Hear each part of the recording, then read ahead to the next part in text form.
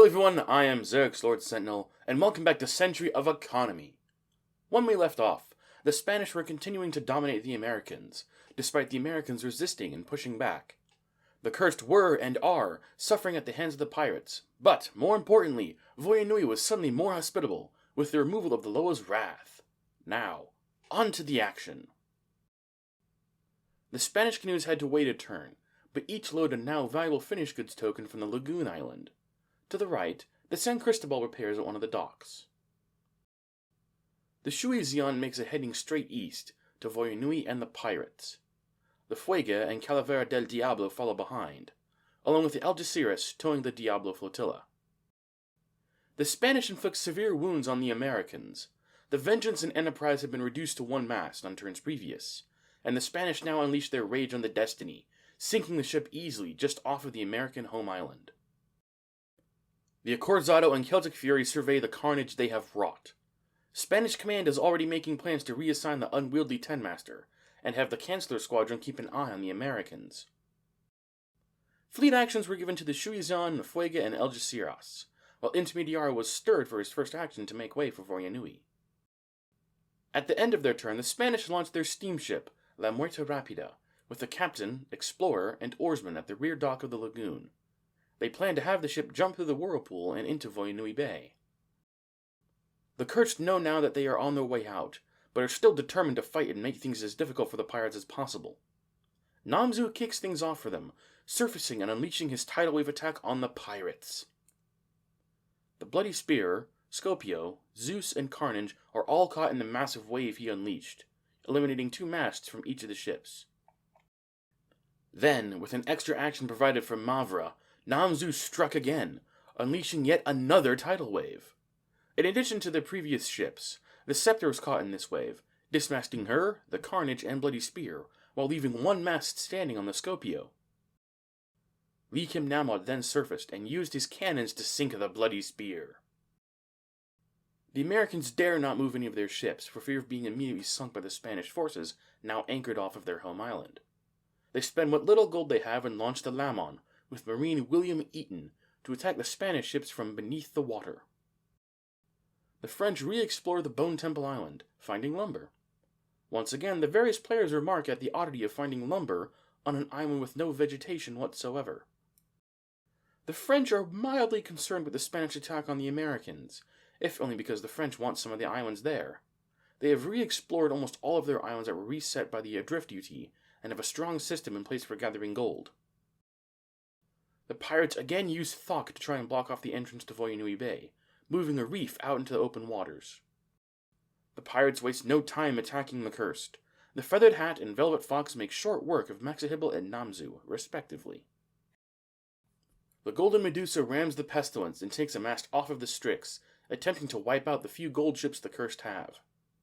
The Stormstalker, proxied by the Belladonna, eliminates Lee Kim Namad from the game, then set her sights on Agunvari Gakali. The Phantom had made it to the home island but was not safe.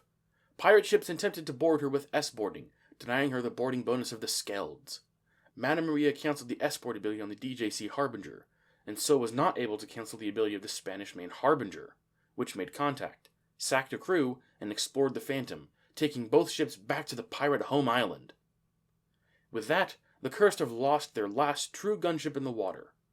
There are a handful they could still launch, provided they get the gold to do so, however. To add to their predicament, Emperor Blackheart used his all-powerful ability to sail the Abomination into the heart of a pirate formation. The pirates pounce, with the Bruja, Terror, and Rusty Harpoon dismasting her and stripping all the crew from the ship. The Darkhawk too slides in between the Bruja and Abomination, and sends the latter back to the depths from whence she came. The Zeus moves forward and cancels Slark Gubbet to the surface, eliminating first one and then another segment, killing the great beast with help from the Scopio. The pirates launch the Forward from Erebor at the end of their turn. In the background, the Prussian crown is facing the Shuizian, but not engaging, keeping an eye on the hired Ten-Master. Terrain continues to be a problem for some on the oceans, as the iceberg by the cursed home island moves toward a Black Pearl, and a storm threatens to move into the lagoon. The Spanish are unable to damage the Carolina or the Mississippi, both of which are carrying resources that the Americans desperately need. The Enterprise and Vengeance have used their various extra and same actions to repair quickly. Spanish forces meet pirates in Voyonui, leading to a standoff of sorts as each side sizes the other up. The Spanish work to bring home as many valuable materials as possible, for they have many plans and need gold to see them completed. To help facilitate this, the Devil Ray has been assigned to gather the silver and other valuable coins from the Lagoon Island. At the end of their turn, the Spanish spend some of their gold to launch La Repulsa at the interior lagoon dock, with a face-down crew. In the background, you can see most of the Jade Squadron making off, and making for the Whirlpool to the west of the lagoon. They also launched the San Francisco and San Jose from the rear docks at the Hidden Cove, each with a helmsman and an explorer for the San Jose.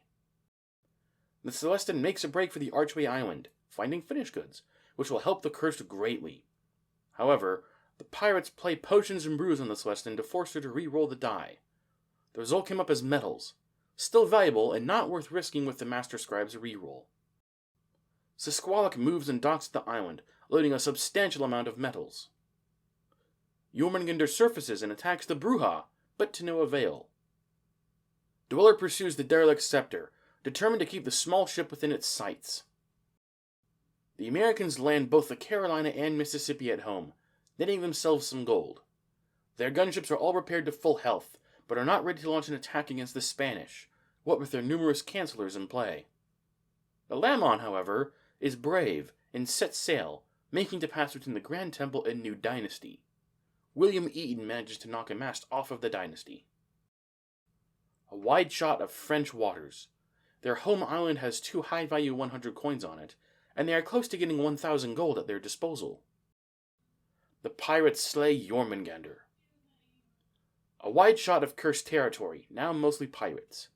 Despite the loss of their 2 best-equipped gunships, the Cursed have a slight chance of surviving, as most of the pirate forces are now being drawn away to Voyonui, including many of the capital ships that had besieged them.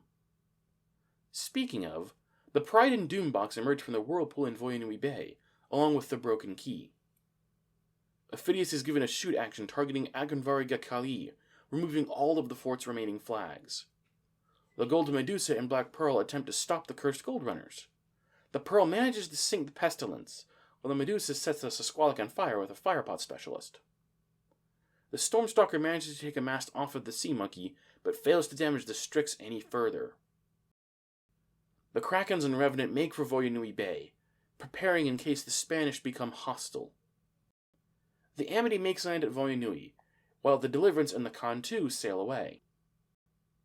A wider shot reveals that the Mystic is fast approaching the beach.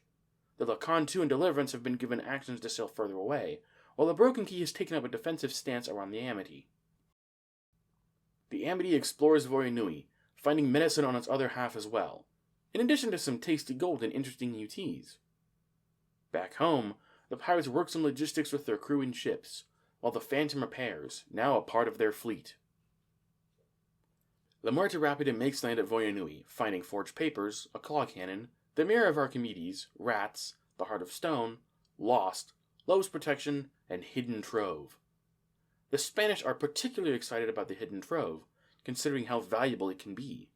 However, they are immediately concerned with keeping the Rapida safe, certain that other factions will try to get their hands on it. The Spanish use the Lost UT to place 2 whirlpools in addition to some icebergs and reefs. One is placed deeper within Voyonui Bay, to allow the Rapida to escape. The other is placed by the portal in Spanish waters, giving the Rapida an exit point close to the home island. The Spanish are worried about this, however, as the addition of the whirlpools makes getting to them much easier. At the end of their turn, the Spanish buy a town upgrade, along with the first military port of the game. They also launch the Angel Dorado with the Armada Flotilla to carry the upgrades to Voyonui. The Celestin and Sisqualuk make it home, unloading their hulls of metals, giving the Cursed some decent gold to work with for once. They spend all of it on the King Jones with the captain, helmsman, cannoneer, fireshot, and oarsman.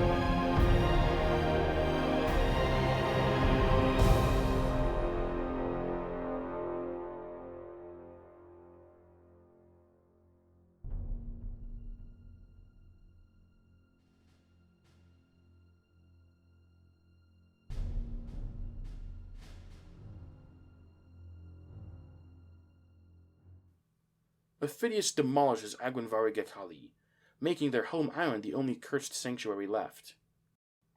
The Spanish take action to secure Voyanui Bay for themselves. The Algeciras is directed almost to landfall with the Diablo, providing a wide range of fire that reaches almost across the bay.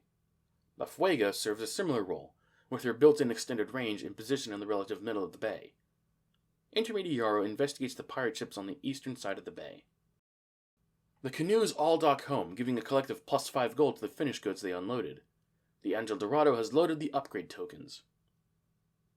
The Spanish get into a formation near the American home island. They do not want to be too close, but neither do they want the Americans to get back on their feet. At the end of their turn, they launch the Fathom with a helmsman to assist the Devil Ray in gathering valuables from the Lagoon Island. The Cursed adopt the American strategy of staying at their home island and firing when available. The King Jones's extended range helps a great deal with this, as she takes a mast off of the rusty harpoon. The brave Selkirk lurks off the coast of the Metals Island, now rerouted to assist with the lagoon. The El Dorado rescues the Scepter, bringing the minute ship back to the pirate home island, where she repairs. The Scopio waits in open and now mostly empty waters, while the damaged Zeus sails north. A wider shot of the area. Most ships are concentrated around the cursed home island and the eastern portal. The Mystic explores Voyanui, finding a stack already revealed and explored. The Mystic takes one of the treasures left there previously. The pirates form a line of battle down the middle of the bay, willing to share the island with the Spanish, but are also just as willing to declare war on them if the Spanish attack or cross the line outside of the bay. The pirates have sent ships all across the map to hunt for valuable gold and other goodies. The Siren's song emerges from a whirlpool and makes land at the Gold Island in Spanish waters. The Spanish are not happy to see a pirate ship, much less a home island raider in their waters. A wide shot shows the Archway Island and the waters around it. Pirate ships are migrating from the campaign against the Curse to the line of battle at Voyanui. And that wraps up this report. The Cursed are all but eliminated, even with slightly more than 10 ships still in the water, and the Americans are likely to follow them. Voyanui has been explored and is claimed by the Spanish and the pirates. Can these two factions share the island, or is conflict inevitable? If you want to see what happens next, make sure you're subscribed. If you liked what you saw, hit that like button. Thanks for watching, and I'll see you all next time.